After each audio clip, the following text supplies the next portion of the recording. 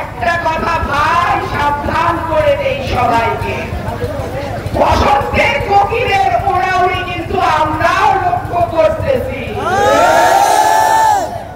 ইনশাআল্লাহ যদি একটি সুষ্ঠু নির্বাচন হয়, বিএনপি 250-এর উপরে আসন নিয়ে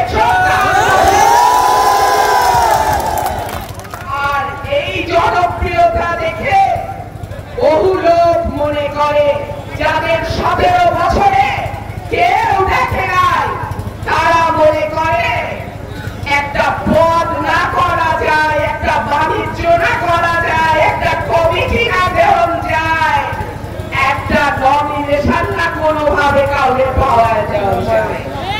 এইসব সুখের পাখি বসন্তের কোকিলদের 1 ইঞ্চি জমিও ব্রাহ্মণবাড়িয়ায় ছাড়া হবে না।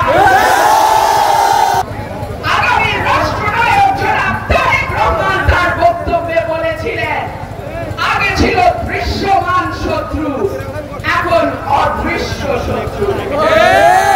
হাসিনা পলায় গেছে, কিন্তু তার ল্যাসপেন্সারটা কিন্তু রয়ে গেছে।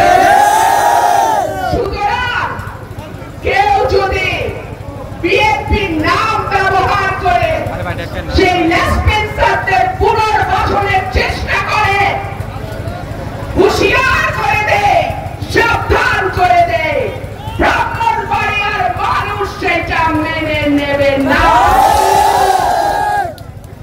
আমরা আগামী নির্বাচন যত দ্রুত সম্ভব তত দ্রুত দেওয়ার জন্য দাবি জানাই। আমরা বিশ্বাস করি সংস্কার প্রয়োজন, আমরা বিশ্বাস করি সাংবিধানিক সংস্কার প্রয়োজন, আইনগত সংস্কার প্রয়োজন, বিচার বিভাগের সংস্কার প্রয়োজন, আমাদের নির্বাচন কমিশনের সংস্কার প্রয়োজন।